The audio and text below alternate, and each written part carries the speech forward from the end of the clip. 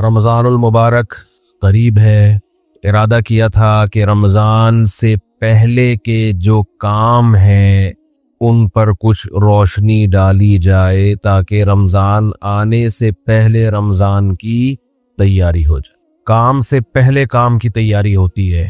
جب کوئی بہت اہم مہمان آنے والا ہوتا ہے تو اس کے آنے سے پہلے انتظام کیا جاتا ہے. اسے کہاں بٹھانا ہے, کہاں سلانا ہے, کہاں نہلانا ہے, واش روم کہاں ہے, کھلانا کیا ہے, کس طرح سے اس کو پروٹوکول دینا ہے. آنے کے بعد نہیں ہوتا یہ کام. تو رمضان آنے سے پہلے اگر ہم اس کی تیاری کر لیں گے تو اس مہمان کی انشاءاللہ قدر ہوگی. اور عزت دار انسان کو اگر عزت دی جائے تو وہ اس کا بدلہ ضرور دیتا ہے. دو قسم کے لوگ ہوتے ہیں نا, ایک احسان فراموش ہوتے ہیں اور ایک وہ ہوتے ہیں جو تھوڑے سے احسان کا بدلہ بھی بہت زیادہ دیتے ہیں. احسان فراموش, آپ احسان کرتے رہیں تو ان کی صحت پہ کوئی فرق نہیں پڑتا.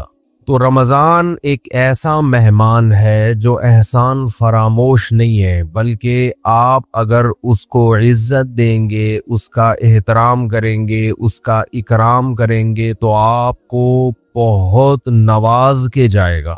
آپ اگر بعض مہمان ہیں نا سادہ چائے پلائیں گے تو وہ آپ کو دودھ پتی پلائے گا.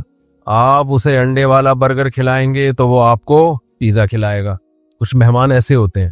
آپ اگر اسے بغیر بوٹی کی بریانی کھلائیں گے تو وہ آپ کو گوشت والی بریانی کھلائے گا.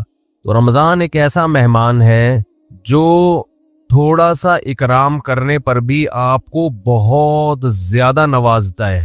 تھوڑا نہیں نوازتا, لیکن رمضان کی جو نوازشیں ہیں, رمضان کے جو تحفے ہیں, جو رمضان آپ کو گفٹ دے گا اگر آپ اس کو عزت دیں گے تو وہ اس کا گفٹ ہونا ان لوگوں کی سمجھ میں آتا ہے جن کا آخرت پر ایمان ہو.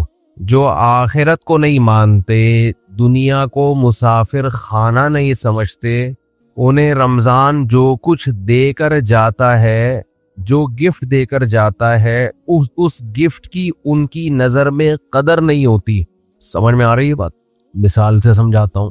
چھوٹے بچے جب پیدا ہوتے ہیں اور فیملی پلاننگ والوں کے غم میں اضافہ ہوتا ہے تو اکثر رشتہ دار بچوں کو لفافوں میں پیسے دے رہے ہوتے ہیں. کچھ کھلونے دے دیتے ہیں, جھنجھنا پکڑا دیا تو بچے کو جھنجھنا اچھا لگتا ہے.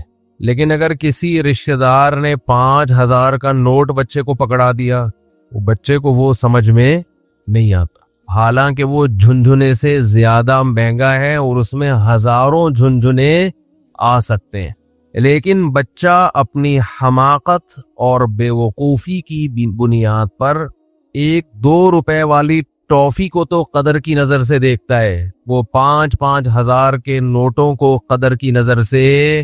وہی بات, جواب آنا چاہیے نا. وہ 5,000 کے نوٹوں کو قدر کی نظر سے نہیں دیکھتا, کہتے یہ تو ایسا ہی ہے, کھائے گا اس کو. تو اس میں اس 5,000 کے, ابھی تک تو 5,000 کا نوٹ ہے, میرا خیال ہے 50,000 کا نوٹ بھی عنقریب آنے والا ہے. جس حساب سے معیشت ڈاؤن ہو رہی ہے تو 50,000 کا نوٹ بھی عنقریب آ جائے گا. بلکہ تول کے نوٹ بکیں گے, 1 کلو 5,000 کے نوٹ چاہیے مجھے, اس طرح سے سیٹ اپ چلنے والا ہے. تو اب بچے کے دل میں جو 5,000 کے نوٹ کی قدر نہیں ہے, اس میں 5,000 کے نوٹ کا قصور ہے یا بچے کا قصور ہے؟ بچے کا قصور ہے بھائی. یہ 5,000 کے نوٹ میں ٹافیوں کے ڈبوں کے ڈبے آ سکتے ہیں. تو رمضان آپ کو کیا گفٹ دے کر جاتا ہے, اس گفٹ کی قدر ان لوگوں کی نظر میں ہے جو اس دنیا کو حقیقی زندگی نہیں سمجھتے. جو اس کو اصل سمجھتے ہیں ان کی نظر میں رمضان ٹینشن کے علاوہ کچھ بھی نہیں ہے, خامخواہ کی ٹینشن ہے. کیونکہ وہ کہتے ہیں رمضان مولویوں کا مہینہ ہے. کس کا ہے؟ مولویوں. سیزن آتے ہیں نا, یہ مولویوں کا ہے. تو میں یہ عرض کر رہا تھا کہ رمضان کس کا مہینہ کہلاتا ہے؟ مولاناؤں کا مہینہ. حالانکہ یہ مولویوں کا مہینہ نہیں ہے, یہ مسلمانوں کا مہینہ ہے. ان لوگوں کا مہینہ ہے جو آخرت پر ایمان رکھتے ہیں, اور جن کا آخرت پر ایمان نہیں ہے ان کے لیے رمضان A to Z tension he tension ہے, ٹینشن ہی ٹینشن. وہ نہ کھلے عام صحیح طرح سے کھا سکتے ہیں، تھوڑی سی بغیرتی کے تانے پڑتے ہیں۔ 10 آدمی اگر خاموشی سے گزر جائیں گے تو 11واں بولتا بجائے گا کہ شرم نہیں آتی تمہیں، کیا کر رہے ہو، اور بولنا چاہیے۔ تو میں یہ عرض کر رہا تھا کہ یہ جو رمضان ہے نا، اگر آپ اس کا اکرام کریں گے تو یہ آپ کو بہترین گفٹ دے گا۔ اب میں بتاتا ہوں وہ گفٹ کیا دے گا آپ کو۔ وہ گفٹ دے گا اللہ کی محبت۔ آپ کے دل میں اللہ کی محبت کی چنگاری پیدا کر دے گا۔ یہ دیکھو، انسان کو جو موٹیویشن ملتی ہے نا کسی بھی عمل کی، وہ یا تو کسی لالچ کی وجہ سے ملتی ہے یا کسی خوف کی وجہ سے۔ سمجھتے ہیں؟ آپ صبح صبح اٹھ کے آفس جاتے ہیں، مشکل کام ہے، دل تو نہیں چاہتا انسان کا اٹھے جائے، دل چاہتا ہے پڑا رہے، لیکن آپ جاتے ہیں۔ یہاں خوف بھی ہے اور لالچ، محبت، پیسے کی محبت۔ لالچ کو ہم محبت سے تعبیر کرتے ہیں، ذرا مہذب لفظ ہے۔ آپ جاتے ہیں، ایک محبت ہے پیسے سے، ہر انسان کی نیچر ہے کہ پیسے آئیں گے تو گٹکا بھی کھائیں گے، نسوار کا انتظام بھی ہوگا، پان کا انتظام بھی ہوگا، گھر میں راشن بھی ڈلے گا، بہت ساری چیزیں آئیں گی۔ اگر یہ محبت پیسے کی ختم ہو جائے تو آپ کو عمل پہ موٹیویشن نہیں ملے گی۔ بعض دفعہ خوف ہوتا ہے انسان کے دل میں۔ خوف کیا کرتا ہے کہ آپ کو یہ ڈر ہے کہ اگر میں آفس نہیں گیا، میں نے یہ کام نہیں کیا تو مجھے جاب سے نکال دیا جائے، میں غریب ہو جاؤں گا۔ یہ خوف ہے جو آپ کو ابھارتا ہے عمل پہ۔ ماہرین یہ کہتے ہیں کہ خوف سے بھی کام ہوتا ہے اور محبت میں بھی ہوتا ہے، لیکن خوف سے جو کام ہوتا ہے اس کام میں مزہ نہیں آتا، لہذا وہ کام زیادہ جاندار نہیں ہوتا۔ لیکن محبت کی وجہ سے جو کام ہوتا ہے وہ کام مزیدار بن جاتا ہے، کیونکہ آپ کی محبوب چیز آپ کو اس میں ملنے والی ہوتی ہے۔ سمجھ میں آ رہی ہے بات کہ نہیں آ رہی ہے؟ غزوہ احد میں صحابی رسول، غزوہ بدر میں ایک صحابی شریک نہیں ہو سکے۔ انہیں نہیں پتا تھا کہ میدان جنگ کا میدان قائم ہو جائے گا اور یہ ہوگا اور وہ ہوگا، انہیں نہیں پتا تھا۔ جب مسلمانوں کو فتح ہوئی تو انہوں نے منت مانی۔ منت ہوتی ہے نا، اللہ میرا یہ کام ہو جائے تو میں یہ کروں گا، میرا یہ کام ہو جائے تو میں یہ کروں گا، یہ واجب ہو جاتی ہے، اس لیے منتیں نہیں ماننی چاہیے۔ لوگ کہتے ہیں نا اللہ میرا فلاں کام ہو گیا تو میں اتنے روزے رکھوں گا، اتنا صدقہ کروں گا، وہ فرض ہو جائے گا آپ کے اوپر، اس لیے ویسے ہی دعا مانگ لیا کریں اللہ سے۔ بعض لوگ اتنی اونچی اونچی منتیں مان لیتے ہیں پھر ان سے پوری ہوتی نہیں ہے۔ تو اسلام میں الفاظ کی بہت ویلیو ہے، اور منت زبان سے ہوتی ہے، صرف دل میں ارادے سے نہیں ہوتی۔ اس کو عربی میں نظر کہتے ہیں، نظر، اردو میں منت۔ تو ان صحابی کو غزوہ بدر میں شرکت کا موقع نہیں ملا تو انہوں نے منت مانی، نظر مانی کہ اے اللہ، اگر دوبارہ کوئی میدان جہاد گرم ہوا تو میں ایسی بہادری سے لڑوں گا، لا یرین اللہ ما اصنع، اللہ دیکھے گا کہ میں کیا کرتا ہوں۔ بظاہر یہ تکبر والے الفاظ ہیں۔ بظاہر یہ الفاظ کیا ہیں؟ تکبر والے، کہ اللہ دیکھے گا کہ میں کیا کر کے دکھاتا ہوں۔ لیکن بعض جملے الفاظ کے اعتبار سے تکبر والے ہوتے ہیں، مگر حقیقت میں ایک ناز کی کیفیت ہوتی ہے۔ ناز، کہ اللہ میں وہ کچھ کروں گا کہ تو بھی دیکھے گا، خوش ہو جائے گا، تو ایسا کر کے دکھاؤں گا بہادری۔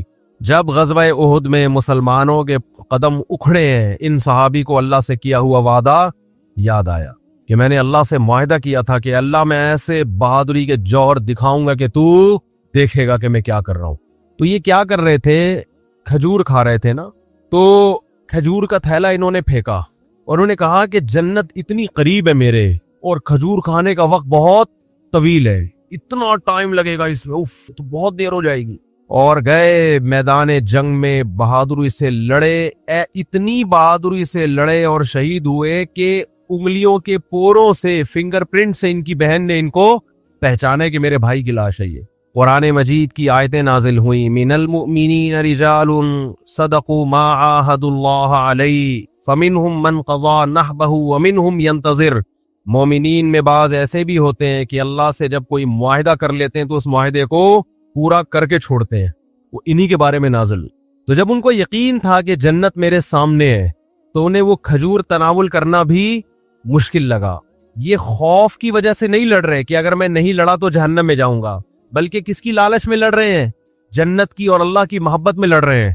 تو انسان جب خوف کی بیس پہ کام کرتا ہے اس میں جان نہیں ہوتی، اور جب کسی محبت اور لالچ میں کام ہوتا ہے تو اس کام میں اس کی کوالٹی بہت شاندار ہوتی ہے۔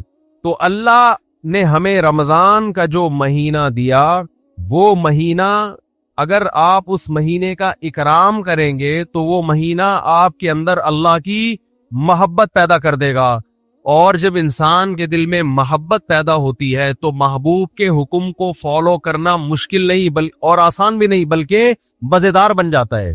3 درجات ہوتے ہیں نا، حکم کی اتباع کرنا مشکل، اور اس سے اوپر کیا ہے؟ مشکل ختم ہو گئی، نہ مزیدار ہے نہ مشکل ہے، لیکن اس سے اوپر کا درجہ کیا ہے کہ حکم پر عمل کرنا کیا بن گیا؟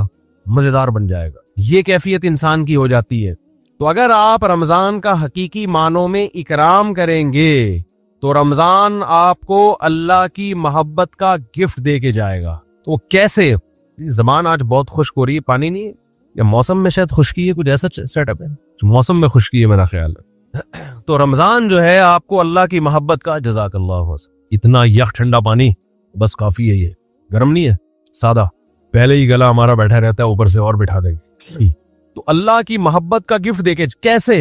انسان کی یہ نیچر ہے، یہ فطرت ہے کہ وہ جس کے لیے قربانی دیتا ہے نا، جس کے لیے، تبلیغ والے کہتے ہیں نا، جس چیز پہ جان، مال اور وقت خرچ ہوتا ہے انسان کے دل میں اس کی ویلیو پیدا ہو جاتی ہے۔ ایک غریب آدمی جو رکشہ چلاتا ہو، سارا دن پسینہ بہاتا ہو، اس کو جو دہاڑی یا جو اجرت ملتی ہے اس اجرت کو وہ بڑی احتیاط سے خرچ کرتا ہے، اور ایک آدمی وہ ہے جس کے ابا کا انتقال ہوا اور 6 رکشے اس کو وراثت میں مل گئے۔ ایسا بھی ہوتا ہے نا، وہ ان رکشوں کی ایسی کی تیسی، باپ کا مال سمجھ کے لوگ کہتے ہیں نا اڑا رہا ہے، خود تو محنت کی نہیں ہے، ابا سے وراثت میں ملا ہے، اڑا دیتا ہے انسان۔ تو ہمیں جو ایمان کی نعمت ملی ہے یہ وراثت میں ملی ہے، اس میں ہمارا خون پسینہ، بولو نا کیا ہو گیا، نہیں بہا۔ ابا چونکہ مسلمان تھے، اماں مسلمان تھیں، اس وجہ سے ہم بھی کیا ہو گئے، تو ایک پسینہ نہیں بہا ہمارا، خون کا ایک قطرہ نہیں بہا، تو فری پھوکٹ میں ہمیں کیا مل گیا؟ حضرت بلال کو اسلام فری میں نہیں ملا، وہ جب مسلمان ہوئے گرم ریتوں پہ لٹایا گیا، ان کو سینے پہ بھاری بھرکم پتھر رکھے گئے۔ کیا اللہ نے کچھ لوگ کیسے خاندانی بنائے ہیں، وہ نظریات کو فالو کرتے ہیں، وہ کلچر کو فالو نہیں کرتے۔ حضرت بلال کو کیا مل رہا تھا؟ اس میں اچھی والی زندگی گزر رہی تھی، غلام تھے وہ، تو حبشی لوگ غلام ہی ہوا کرتے تھے عربوں کے، کھانا پینا مل رہا تھا، ایک ٹینشن، تو بڑے بڑے پتھر سینے پہ رکھے جا رہے ہیں، گرم ریت پہ لٹایا جا رہا ہے، مگر نعرہ لگا رہے ہیں احد احد، خدا کیا ہے؟ ایک ہے، میں نہیں مانوں گا۔ کیسے ویژنری، کیسے نظریاتی۔ خباب ابن ارت رضی اللہ تعالی عنہ رسول اللہ صلی اللہ علیہ وسلم کے پاس آئے مکہ میں، وَهُوَ مُتَوَسِّدٌ لَهُ متوسد ببرد لہ او کما قال، کہ آپ صلی اللہ علیہ وسلم کی چادر تھی، اس سے آپ صلی اللہ علیہ وسلم کوہنی پہ سر رکھ کے لیٹے ہوئے تھے۔ لوگ کہتے ہیں مسجد میں سونا منع ہے، ایسی ہمارے علم میں کوئی حدیث نہیں ہے، مسجد میں سونا جائز ہے، البتہ مسجد کو سرائے بنا لینا، سونے کی جگہ، سارا محلے کو جہاں جگہ نہیں مل رہی تو کہاں کے سو رہا ہے مسجد میں، یہ غلط ہے۔ نماز کے لیے آئیں مسجد میں آپ، اور اگر کوئی آیا نماز کے لیے، سستانے کے لیے ذرا لیٹ بھی جائے تو اللہ کی طرف سے کوئی پابندی نہیں ہے، آئیں نماز کے لیے۔ ہاں یہ نہ ہو کہ سرائے بنا لیا جائے، مسجد کو ہوٹل بنا لیا جائے کہ جس کو جگہ نہیں مل رہی، گھر میں بیوی سے پٹا ہوا ہے، سارے محلے والے یہاں آ جائیں، لیکن بذات خود جائز ہے مسجد میں سونا۔ اور اگر اکا دکا کبھی کوئی مسجد میں آ بھی جائے صرف سونے کے لیے تو بھی کوئی ناجائز نہیں ہے، ناجائز اس وقت ہوگا جب اس کو عام معمول لوگ بنا لے۔ حضرت علی رضی اللہ تعالی عنہ کی کچھ ناراضی ہوئی حضرت فاطمہ سے، میاں بیوی میں ہوتی ہے، تو آپ صلی اللہ علیہ وسلم جب گھر گئے، حضرت فاطمہ سے ملے، پتہ چلا بھئی کچھ ناراضی ہوئی ہے، اور حضرت علی مسجد چلے گئے، تو وہاں حضرت علی مٹی میں لیٹے ہوئے تھے، آرام کر رہے تھے۔ اسی پہ آپ صلی اللہ علیہ وسلم نے فرمایا یا ابا تراب، اے مٹی والے۔ تو اسی کے بعد حضرت علی اپنی کنیت کیا کہتے تھے؟ ابو تراب۔ تو اس سے پتہ چلتا ہے کہ اگر کوئی مسجد میں آگے لیٹ جائے تو اللہ کی طرف سے کوئی پابندی نہیں ہے، لیکن یہ ضرور ہے کہ لوگ اس کو سنا ہو کہ سارے محلے والے لیٹے ہوئے، یہ لیٹنے کی جگہ ہی بنا لی، کبھی کبھار ہو جاتا ہے انسان سے۔ مسجد والے بعض دفعہ بہت سختی کرتے ہیں، اب سفر میں جب ہم چلتے ہیں، نمازیں پڑھتے ہیں سفر کے دوران، بعض دفعہ انسان 2 رکعت پڑھی ظہر کی، تھوڑا سستانے کے لیے لیٹ گیا تو وہ ڈنڈا لے کے کھڑا ہوا ہوتا ہے لکھو یہاں سے، پھر گالیاں بھی دے رہے ہوتے ہیں۔ وہی واقعہ پھر یاد آتا ہے مجھے، ایک آدمی کی بھینس مسجد میں آ گئی تو مولوی صاحب پکڑ کے ڈنڈے سے مارنے لگے، تو دیہاتی جس کی بھینس تھی وہ بھاگتا ہوا آیا، کہہ رہا ہے مولوی صاحب بے زبان جانور ہے، اس کو مار رہے ہو، کبھی مجھے دیکھا آپ نے مسجد میں؟ یہ تو بے عقل بے زبان ہے، غلطی سے مسجد میں آ گیا، اس کو کیوں مار رہے ہو؟ میں آؤں عقل مند ہوں، مجھے مارو تو سمجھ میں بھی آتا ہے، اس بیچارے کو کیوں مارے، اس کے کیا قصور ہے؟ تو ایسا مسجدوں کا ماحول بنا لیا کہ کوئی آئے نہیں مسجد میں تو اتنی سختی نہ کریں. تو کہاں سے کہاں بات چلی جاتی ہے یار. تو آج ویسے بھی کھوپڑی سیٹ نہیں ہے میری جی, کھوپڑی سیٹ آرام نہ ہونے کی وجہ سے نہیں ہے, ویسے کھوپڑی سیٹ ہے الحمدللہ. تو رمضان کی بات چل رہی تھی. ہاں میں یہ عرض کر رہا تھا کہ فری میں جو انسان کو چیز ملتی, ہمیں ایمان ملا ہے فری میں. ابا مسلمان اماں مسلمان تو ہم بھی مسلمان, سارے اڑوس پڑوس مسلمان ہیں, قدر نہیں ہے. صحابہ کو ایمان ملا محنت کرنے کے بعد. آج بھی بہت سے غیر مسلمان ہوتے ہیں. میں حیران ہوتا ہوں, بعض ہندو بچیوں کے فون آتے ہیں, گھر کے اندر رہتے ہوئے مسلمان ہو گئی. ایک ہندو لڑکی کا 2-3 سال پرانی بات ہے, فون آیا, میرا خیال ہے 16-17 سال, یہ بچپنے ہی کی, مینٹلی تو انسان بچہ ہی ہوتا ہے اس وقت. اس نے اسلام قبول کیا, پورے رمضان کے روزے بھی گھر میں رکھے, کسی نے اس کو تبلیغ نہیں کی, نماز بھی چھپ چھپ کے گھر میں پڑھ رہی ہے. اور والدین اتنے سخت ہیں کہ اگر ان کو پتا چل گیا تو جان سے مار دیں گے, یہ خطرہ ہے. میں نے اس سے پوچھا, 2-3 سال پرانی بات ہے, میں نے پوچھا آپ کو کس نے تبلیغ کی؟ اس نے کہا میری یہ سمجھ میں نہیں آتا کہ ہمارے والدین پتھر کی بنی ہوئی مورتیوں کو کیوں پوجتے ہیں, ان میں کیا رکھا ہوا ہے. صبح مٹھائی رکھ کے جائیں گے, شام کو بھی وہ مٹھائی ویسی کی ویسی. جو بھگوان مٹھائی نہ کھا سکے وہ ہماری حاجت روائی مشکل کشائی کہاں سے کرے گا؟ اتنے بڑے بڑے عقل مندوں کو یہ بات سمجھ میں نہیں آ رہی. ایک 15-16 سال کی بچی کو یہ بات سمجھ میں آ گئی, اس کی کھوپڑی میں آ گئی یہ بات. کہہ رہی پھر میں نے ویڈیوز دیکھی یوٹیوب پہ علماء کی, اور وہ پھر اللہ نے اس کو ہدایت دی, تو وہ وہیں اس نے کلمہ پڑھا, وہیں مسلمان ہوئی, کسی کو نہیں بتایا کیونکہ مار دیں گے اس کو. چھپ کے نمازیں پڑھ رہی, ایسے بہت ہیں, ایک نہیں ہے. تو یہ وہ لوگ ہیں جن کی اسلام پر کچھ خرچ ہوا ہے, محنت ہوئی ہے. ہمیں اسلام ملا ہے فری میں, قربانی نہیں ہے. تو اللہ رمضان کے ذریعے, حج کے ذریعے, قربانی کے ذریعے, مختلف عبادتوں کے ذریعے ہم سے قربانی دلواتے ہیں کہ کچھ کرنا پڑے گا. سورہ عنکبوت میں اللہ نے کیا فرمایا, تم یہ سمجھتے ہو کہ تم جنت میں داخل ہو جاؤ گے, وَهُمْ لَا يُفْتَنُونَ, تمہیں آزمایا نہیں جائے گا, ایسا نہیں ہو سکتا, اللہ آزمائے گا. تو آزمانے کے طریقے نماز بھی ہیں, آزمانے کے طریقوں میں زکوٰۃ, صدقات و خیرات بھی ہے, آزمانوں کے طریقے میں ایک طریقہ کیا ہے, رمضان بھی ہے.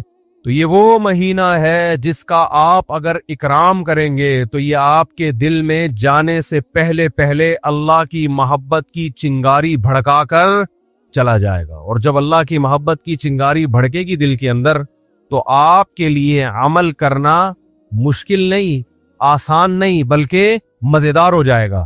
کیونکہ محبوب کی خاطر قربانی دینے میں انسان کو مزہ آتا ہے, بشرطے کہ اس کو پتا ہو کہ میرا محبوب مجھے دیکھ رہا ہے. اس کو یہ پتا ہو. کیسی مسلمانوں کی ترتیب دائیں بائیں ہو جاتی ہے, سب پوری دنیا میں ایک ہلچل مچ جاتی ہے. تو رمضان کا اکرام کیسے کرنا ہے, اس میں 2-4 چیزیں میں آپ کو بتا کے بس بیان کو آج میں ختم کرتا ہوں. سب سے پہلا تو ہے فرض روزے. یہ تو رمضان تو رکن ہے نا, رمضان کے روزے.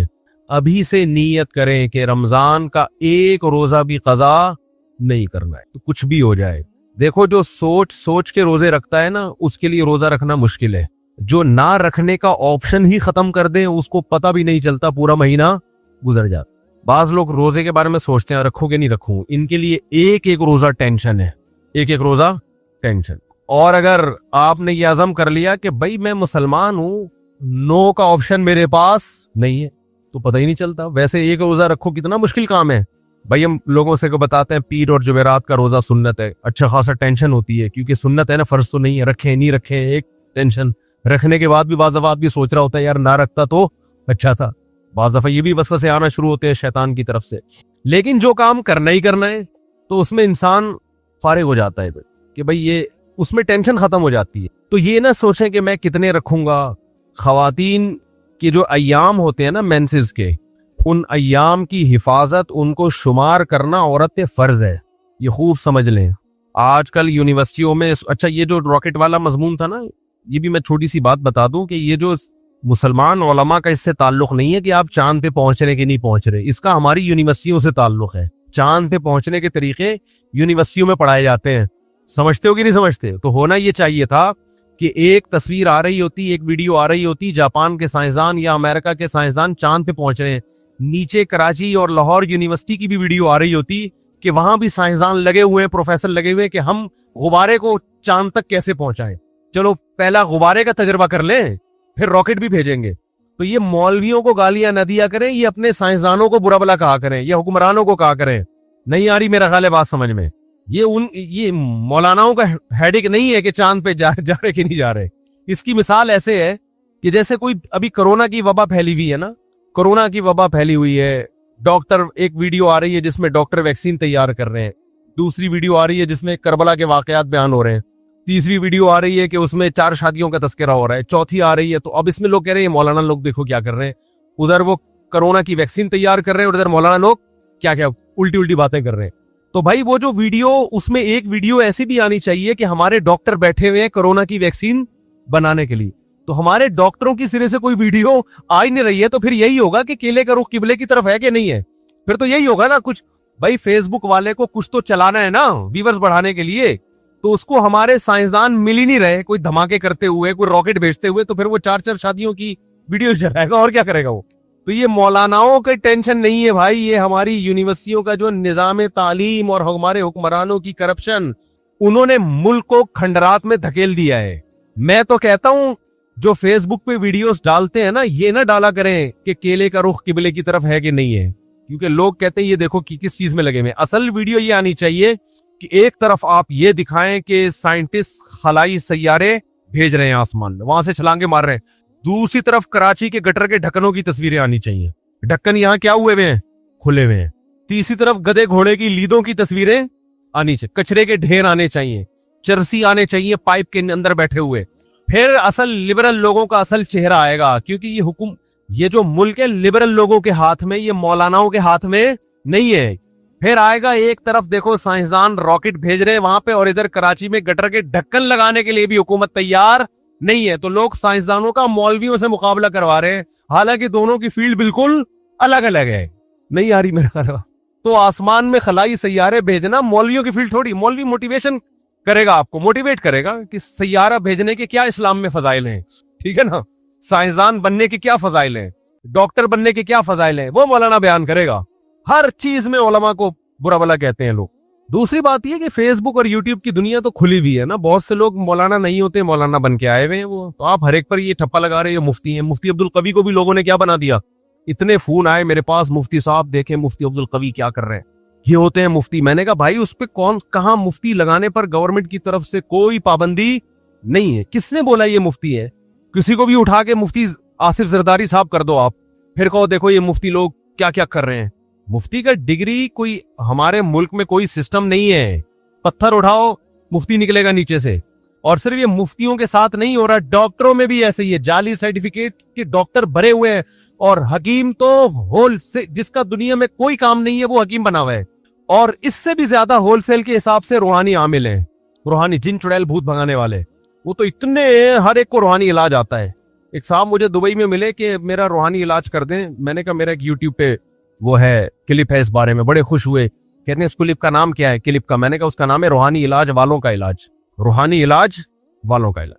تو خیر میں جلدی سے بات کو سمیٹ کے ختم کرتا ہوں, وقت پورا ہو گیا. کہ بھائی دیکھو اللہ کے لیے جب قربانی دو گے نا, تو قربانی کے صلے میں اللہ کی محبت پیدا ہوگی. پہل آپ کو کرنی پڑے گی. ایک بالش آپ آؤ گے تو اللہ آپ کی طرف ایک ہاتھ آئے گا, پہل آپ کو. تو اس پہل میں آج یہ عزم کرے سب سے پہلے. میں خواتین کے کچھ بات عرض کر رہا تھا کہ اپنے جو ان کے مینسز کے ایام ہوتے ہیں ان کو عورت پر واجب ہے کہ وہ نوٹ کر کے رکھے, کیونکہ عادت سے اس کا تعلق ہے کہ جتنے دن کسی خاتون کی عادت ہے پھر اگلے مہینے اتنے دن تک وہ ایام شمار ہوں گے. یہ میں زیادہ ڈیپ میں نہیں جا رہا ابھی. تو بہت سی خواتین پاک ہو جاتی ہیں مگر روزہ چھوڑ دیتی ہیں, بہت سی ناپاک ہوتی ہیں مگر روزہ رکھتی ہیں. تو مسائل کا علم ہے ہی نہیں. بہشتی زیور ایک جامعۃ الرشید نے چھاپی ہے, آسان بہشتی زیور, تسہیل بہشتی زیور کے نام سے. وہ کتاب ہر گھر کی ضرورت ہے. اس میں بہت روز مرہ کے مسائل لکھے ہوئے. ہمارے اہل حدیث حضرات اس پہ اعتراضات کرتے ہیں, تو کسی مسئلے پر اعتراض کریں تو میرے سامنے لے کر آئیں اس کو. سمجھتے کہ نہیں سمجھتے؟ اعتراض کرنا آسان ہوتا ہے, گورنمنٹ کی طرف سے کوئی پابندی نہیں ہے. ابھی میرا وہ بات ہوئی تھی نا, مناظرہ لوگوں نے نام دے دیا, حالانکہ مناظرہ نہیں تھا. اس میں ہوا یہ تھا کہ وہ یہ بار بار کہہ رہے تھے تقلید یہ ہے تقلید وہ ہے. میں نے کہا آپ بیٹھیں پہلے مجھے بتائیں تو آپ کے ہاں تقلید کی ڈیفینیشن کیا ہے, تو میں پہلے لکھوں گا, پھر اگلی نشست میں ہم اس پہ کیا کریں گے, بحث کریں گے. کیونکہ ایسے ادھر ادھر باتیں کرنا بہت آسان ہوتا ہے. تو سامنے بیٹھ کے آپ مجھے ریٹرن لکھ کے دیں, میں پہلے آپ کے دعوے کو سمجھوں گا, آپ کا دعویٰ ہے کیا, پھر ہم اس پہ بحث کریں گے. تو محترم نے دعویٰ یہ بتایا کہ کسی کی کو بلا دلیل فالو کرنا کیا کہلاتا ہے, تقلید, اور یہ حرام ہے, ناجائز ہے. تو میں نے کہا کسی کی بھی تقلید و حرام ہے؟ انہوں نے کہا کسی کی بھی تقلید و حرام ہے, وہ موجود ہے, ریکارڈ ہے. تو میں نے ان سے کہا کہ اچھا کوئی تابعی اگر صحابی کی تقلید کرتا ہے, بغیر دلیل ان کی بات کو مانتا ہے, تو یہ بھی حرام ہے. اب وہ یہاں کی بات کو انہوں نے کیا شروع کر دیا, گھمانا. وہ کہہ رہے ہیں کہ وہ بھئی آپ نے خود ہی دعویٰ کیا, یا تو آپ دعوے سے رجوع کرو, میں تو موقع دے رہا ہوں آپ کو دعوے سے رجوع کرنے کا, میں کوئی بحث تھوڑی کر رہا ہوں آپ سے. آپ کہہ دو بھائی مجھ سے تھوڑی سی مسٹیک ہوئی تھی تقلید کی ڈیفینیشن کرنے میں, بلکہ اصل میں یہ نہیں بلکہ یوں ہے. تو میں نے کہا تو حدیث کی کتابوں میں بہت سے فتوے صحابہ کے تابعین نے آ کے مسئلہ پوچھا, انہوں نے جواب دے دیا, وہ چلے گئے, نہ انہوں نے دلیل پوچھی نہ انہوں نے دلیل بتائی. تو کہہ رہے ہیں آپ حوالہ پیش کریں. تو میں نے کہا آپ انکار کریں کہ ایسا نہیں ہے تو میں حوالہ پیش کروں گا, نہ انکار کر رہے ہیں, ٹھیک ہے نا. میری عادت ہے گل ویلے دی تے پھل موسم دا, ٹو دا پوائنٹ بات کرنے کی عادت ہے. تو انہوں نے اس کو مناظرہ بنا دیا, بحث کی طرف لے کر چلے گئے. تو مجھے غصہ آیا پھر کہ بھئی میرا ٹائم ویسٹ کرنے کے لیے آئے ہو, میں کوئی پروفیشنل مناظر نہیں ہوں, نہ میں آپ سے مناظرے کے لیے بیٹھا ہوں, اور میرا دل صاف تھا, لہذا میں نے ان کو ریکارڈ کرنے کی بھی اجازت دی. انسان کے دل میں چور ہوتا ہے تو ریکارڈ کرنے کی اجازت نہیں دیتا, اور میں نے ان کو یہ کہا لائیو نہیں کریں, کیونکہ بعض دفعہ انسان کی زبان سے ایسی بات نکل جاتی ہے کہ وہ پبلش کرنے کی نہیں ہوتی. لیکن انہوں نے خیر اس کو لائیو بھی چلایا, اور جو کچھ ہوا سب کے سامنے ہے. تو گل ویلے دی پھل موسم دا, ٹو دا پوائنٹ بات ہونی چاہیے. تو وہ یہ سمجھ رہے تھے شاید میں ان کو نیچا دکھانا چاہتا ہوں. نہ میں نیچا دکھانا چاہتا ہوں بھائی, میں آپ سے آپ کا دعویٰ سمجھنے کی کوشش کر رہا ہوں کہ آپ کا تقلید کے بارے میں موقف کیا ہے. وہ کہنے تفسیر کی فلاں کتاب میں یہ لکھا. بھائی تفسیر کی کتاب میں کیا لکھا ہے یہ تو مفسر کا موقف ہے نا, میں تو اہل حدیث کا موقف پوچھنا چاہتا ہوں, آپ کا موقف کیا ہے. تو آج کا جو دور ہے نا حق کو سمجھنے کا نہیں ہے, بس ایک دوسرے کو نیچا دکھانے کا وہ ہے. تو بات کیا چل رہی تھی یہ, ہاں میں یہی کہہ رہا تھا یہ جو بہشتی زیور کتاب ہے نا مسائل کی, یہ گھر میں رکھیں. یہ بہت ہندوستان میں اس کتاب کو اللہ نے جتنی مقبولیت عطا فرمائی ہے, اتنی مقبولیت کسی دوسری کتاب کو نہیں ملی ہے. جہیز میں خواتین کو یہ کتاب دی جاتی تھی, تو جامع رشید نے آسان کر کے چھاپی ہے. اور اگر کوئی اہل حدیث حضرات کہتے ہیں یہ غلط ہے, یہ قرآن و سنت کے خلاف ہے, تو مجھے بتائیں کون سا مسئلہ قرآن و سنت کے خلاف ہے, میں اس کا جواب دوں گا انشاءاللہ. اور پھر ان سے کہیں کہ آپ ایک ایسی کتاب لے کر آئیں جو قرآن و سنت کے موافق ہو. آپ تو مسائل کی کتاب لکھیں نا, آپ کی تو کوئی ہے ہی نہیں اس طرح کی. یہ فوراً جواب میں کہتے ہیں ہماری کتابیں یہ جو ابو داؤد اور بخاری ہماری ہیں. تو آپ بخاری اور ابو داؤد گھر میں رکھیں, اور روز مرہ کے مسائل آپ اس سے نکالیں, آپ کو نہیں ملیں گے. تبھی تو علماء کتابیں لکھتے ہیں کہ آسان کر کے قرآن و سنت کی روشنی میں مسائل کا علم کو ایک جگہ جمع کر دیا جائے. تو آپ لکھ لیں کوئی کتاب, آپ بخاری مسلم سے ہی لکھ لیں, نہ خود لکھ رہے ہیں نہ لکھی ہوئی کتاب, کیڑے نکالنا ہے بس.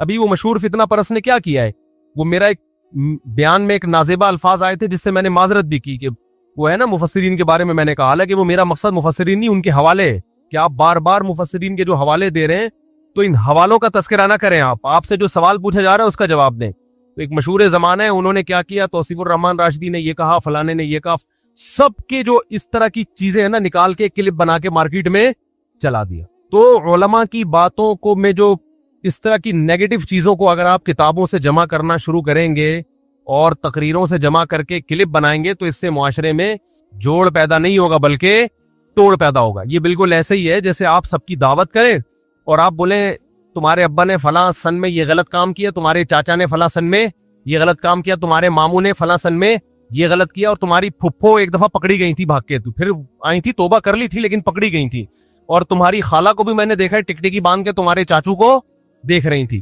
یہ سارا کر کے آپ نے ایک دسترخوان پہ سب کو دعوت کی اور یہ کلپ چلا دی اور کہا میں جوڑ پیدا کرنے کے لیے یہ کام کر رہا ہوں, میرا مقصد امت میں توڑ نہیں ہے. واہ واہ, خدا کی قسم مزہ آ گیا. تو بعض لوگوں کا یہ کام ہے, فلاں بزرگ نے اپنی کتاب میں یہ لکھا, فلاں بزرگ نے اپنی کتاب میں یہ لکھا, فلاں بزرگ نے اپنی کتاب میں یہ لکھا, فلاں دیوبندی نے اپنی کتاب میں یہ, فلاں بریلوی نے تقریر میں یہ کہا, فلاں اہل حدیث نے تقریر میں یہ کہا, فلاں نے, اور وہ اتنا ملغوبہ بنا کے سب علماء سے لوگوں کو بدگمان کر کے کہا کہ میرا کام امت میں جوڑ پیدا کرنا ہے, میں فرقہ پرستی اور توڑ کو کبھی پنپنے نہیں دوں گا. خدا کی قسم اس سے بڑا لطیفہ دنیا میں کوئی ہو نہیں سکتا. مثبت چیزوں کو ہائی لائٹ کیا جاتا ہے, ہر انسان سے غلطیاں ہوتی ہیں, ہر انسان سے.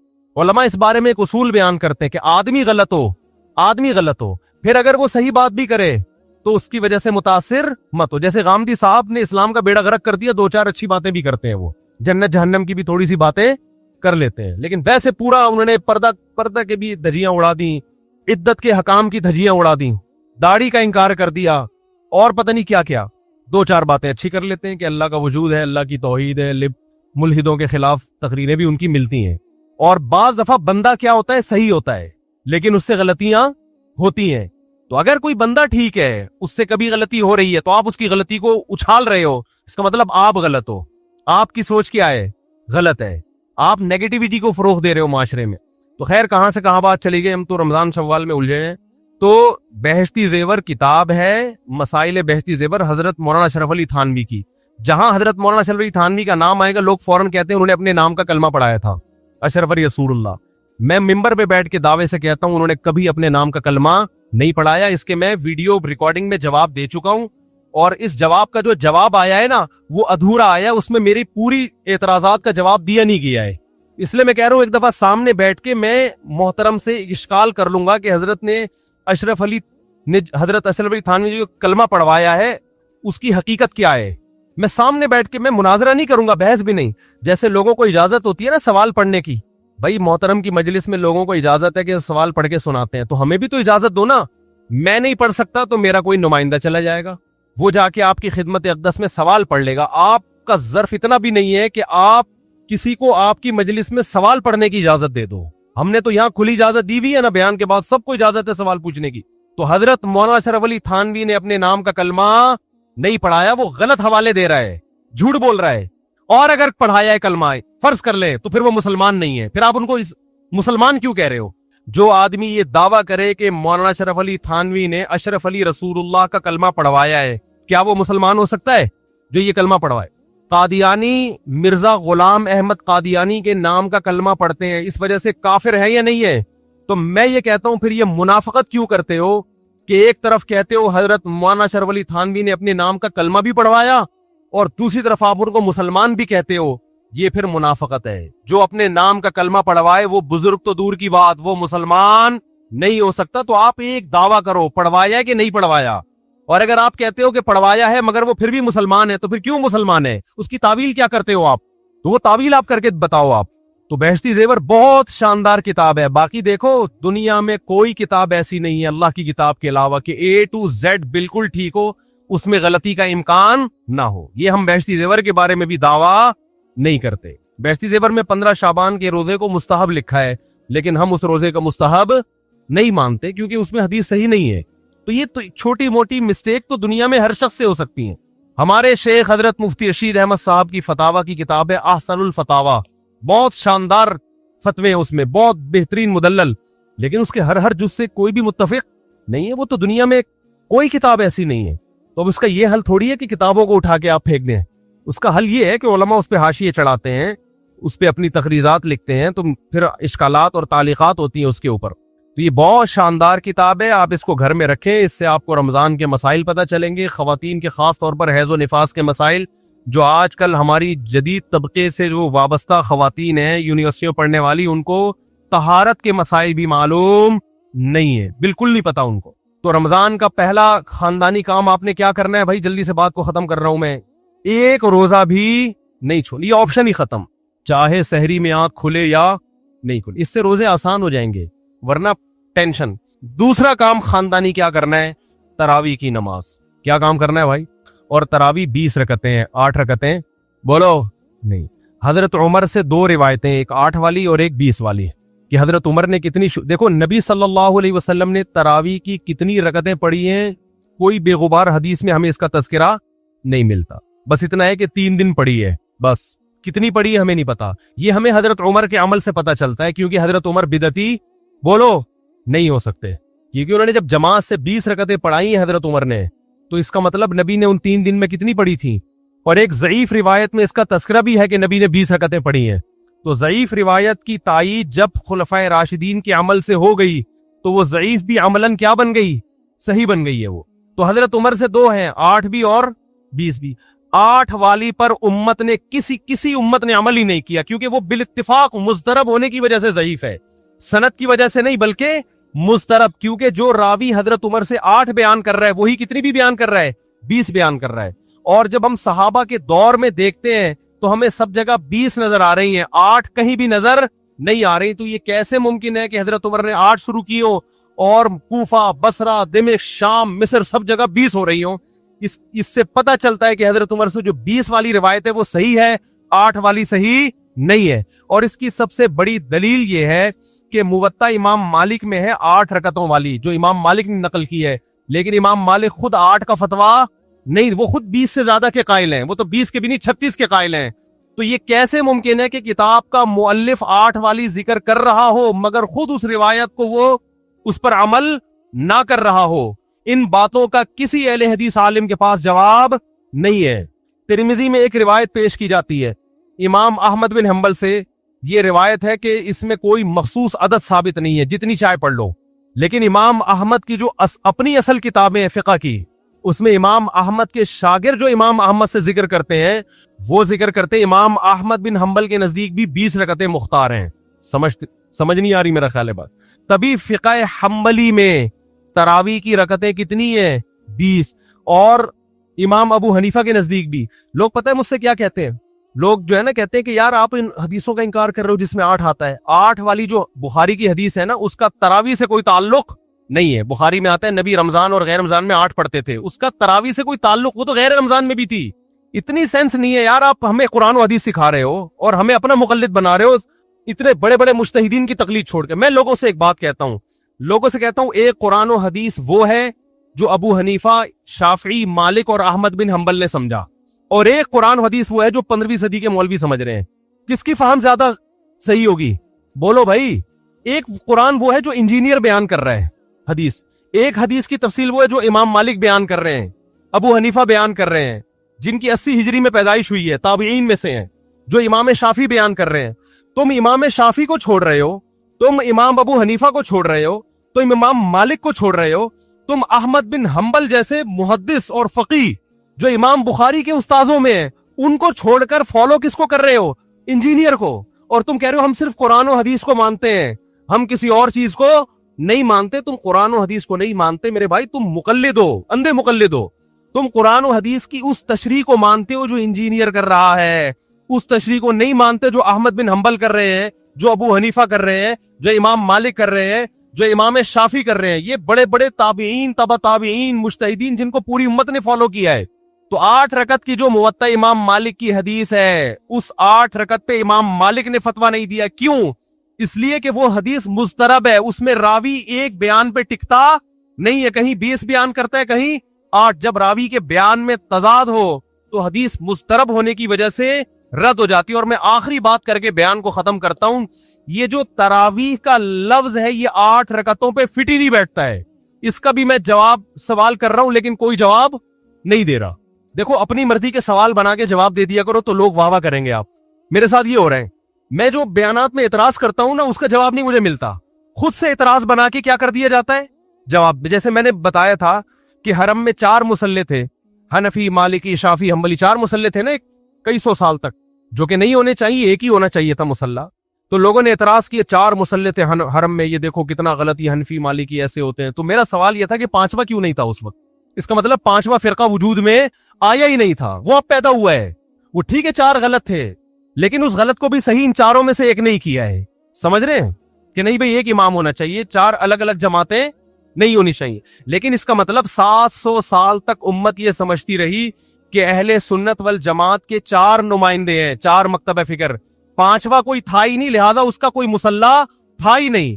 تو سوال یہ تھا, لیکن جب سوال یہ پوچھا جائے تو ایسے جواب ملتا ہے کہ وہ سوال ہی پی جاتے ہیں. جواب یہ دیا کہ غلط ہو رہا تھا, یہ بدعت ہے, اور یہ بدعت ہے, یہ ناجائز ہے. تو ہم کب کہہ رہے ہیں کہ صحیح تھا بھائی وہ؟ لیکن یہ پوری دنیا میں نہیں ہو رہا تھا, یہ صرف حرم میں ہو رہا تھا. اور اس کو ختم بھی حنبلیوں نے کیا ہے کہ نہیں جی امام ایک ہونا چاہیے, سارے چاہے حنفی ہو شافعی ہو اس امام کے پیچھے نماز پڑھیں گے. سمجھ میں آ رہی ہے بات کہ نہیں آ رہی؟ تو سوال یہ تھا کہ 700 سال یا 400 سال تک امت کی نمائندگی ان 4 مکاتب فکر نے کی ہے حرم میں, 5ویں نے کوئی اپلیکیشن بھی نہیں دی. اس کا مطلب 5واں تھا ہی نہیں. اور جو آپ یہ مختلف الفاظ بیان کرتے ہو کہ امام احمد بن حنبل اہل حدیث تھے, فلاں میں اہل حدیث تھے, تو امام احمد بن حنبل اگر اس طرح کے اہل حدیث تھے تو پھر امام احمد بن حنبل کے فالوورز کو اہل حدیث کیوں نہیں کہا جاتا ہے, حنبلی کیوں کہا جاتا ہے؟ نہیں آ رہی بات میرا خیر. یہ ایسے ہی ہے جیسے جماعت المسلمین والے کہتے ہیں کہ ہم نبی کے دور سے ہیں، اور پھر بخاری میں دکھاتے ہیں جماعت المسلمین کے الفاظ. او بھائی یہ والی جماعت المسلمین نہیں تھی، یہ تو باقاعدہ آپ نے رجسٹر کروائی ہے 1975 میں. وہ جماعت المسلمین صحابہ کو جماعت المسلمین کہا گیا ہے. تو یہ جو اہل حدیث کا لفظ ہمیں پرانے وقتوں میں ملتا ہے، یہ محدثین کے لیے ملتا ہے، یہ کسی مخصوص فرقے کے لیے نہیں ملتا. پھر بھی میں اہل حدیث کو اہل سنت میں داخل سمجھتا ہوں، میں پھر بھی ان کو نہیں کہتا کہ جہنم میں جائیں گے، لیکن میں کہتا ہوں کہ آپ کم از کم اس چند سو سال پہلے آپ پیدا ہوئے ہیں، آپ کی جماعت وجود میں آئی، ہم پھر بھی آپ کو گلے لگانے کے لیے تیار ہیں، اور ہم صدیوں سے چلے آ رہے ہیں. آپ ہمیں کیا کر رہے ہو؟ آپ ہمیں گمراہ لوگوں میں داخل کر رہے ہو. تو اسلام بہت پہلے بر صغیر میں آیا ہے، جس شکل میں آیا ہے وہی شکل ٹھیک ہے، بات کی چیزوں پر اعتماد نہیں ہوتا ہمیں. تو میں ایک بات کر کے بیان کو ختم کرتا ہوں. یہ جو 8 کا لفظ ہے نا، تراویح کا لفظ ہے، یہ 8 رکعتوں پر صادق بولو نہیں آتا. بہقی کی حدیث ہے، اور بھی روایتیں اس بارے میں، کہ اسلاف جب تراویح کی نماز پڑھا کرتے تھے، اسلاف سے مراد صحابہ تابعین، تو 4 رکعتوں کے بعد آرام کیا کرتے تھے. تو اس لیے 4 رکعت کو ترویحہ کہا گیا. کیا کہا گیا؟ ترویحہ. روح سے نکلا ہے، روح. استراحت کا لفظ سنا ہے آپ لوگوں نے؟ آرام. استراحت کسے کہتے ہیں؟ آرام. ترویح آرام دینا. راحت، راحت کا لفظ تو اور آسان ہے نا. ارے راحت کا لفظ نہیں سنا؟ راحت کسے کہتے ہیں؟ آپ کہہ رہے ہوں وہ اسے کہتے ہیں ہمارے محلے میں رہتی ہے. راحت کہتے ہیں آرام، ریسٹ. استراحت، راحت. روح یروح ترویحا، باب تفعیل میں جب جاتا ہے آرام دینا. تو ترویحتن، کیونکہ 4 رکعتوں کے بعد آرام کرتے تھے، تو ان 4 رکعتوں کو کیا کہا گیا؟ ایک ترویحہ، یعنی ریسٹ ہے اس کے بعد. اب ترویحہ کا جو لفظ ہے نا، 4 رکعتوں کے بعد کیا ہو رہا ہے؟ ریسٹ. اٹ از کالڈ ترویحہ. سب کو پتہ ہے 4 رکعتوں کو ترویحہ کہتے ہیں. 2 ترویحوں کو عربی میں کہیں گے ترویحتان. کیا کہیں گے؟ جیسے رجل کا معنی ایک آدمی، رجلان 2 آدمی. عربی میں 2 کے لیے الگ لفظ استعمال ہوتا ہے، 2 سے زیادہ کے لیے الگ. تو اگر یہ 8 رکعتیں ہوتی تو ان کو محدثین تراویح نہ کہتے بلکہ ترویحتان کہتے یا ترویحتین کہتے. کیا کہتے؟ 2 ترویحیں، اور ان کے بیچ میں ویسے بھی ریسٹ کی ضرورت پڑتی نہیں. ٹھیک ہے، 4 رکعت کے بعد امام بیٹھتا بولتے چل بھائی آگے جلدی کر، جانا بھی ہے گھر میں ہم نے. تو ترویحتین کہتے، ان کو محدثین تراویح نہیں کہتے. اور تراویح کا لفظ ہے جمع. عربی میں جمع کم سے کم افراد کتنے ہوتے ہیں اس کے؟ 3. تو کم سے کم 12 رکعتیں ہونی چاہیے. لیکن تراویح بھی جمع کثرت ہے، جمع قلت، کثرت جمع اقصا کہتے ہیں جو بہت زیادہ جمع ہو. تو پتہ ہے 4 رکعتیں کافی زیادہ ہیں تو ان کو تراویح کہا جائے گا. 4 رکعتیں تھوڑی سی بھی ہو تو ان کو تراویح.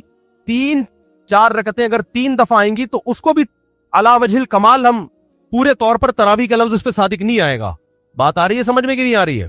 سمجھ میں سب آ رہی ہے، لیکن گھننے بن جاتے ہیں، گھماتے ہیں. اب دیکھیں نا یوٹیوب پہ اس کا جو بیان آئے گا نا، اس میں گھمایا ہوا ہوگا، اس میں گھمایا ہوا. یہ اپنی طرف سے نکالا ہوا ہے، اپنی طرف سے نہیں بھائی. بیہقی کی حدیث ہے، مصنف ابن ابی شیبہ کی روایتیں ہیں، آپ دیکھ لو. اس میں لوگ کہتے ہیں حوالہ کیوں نہیں دیا مفتی صاحب نے. آپ انکار کرو، میں حوالہ دوں گا انشاءاللہ.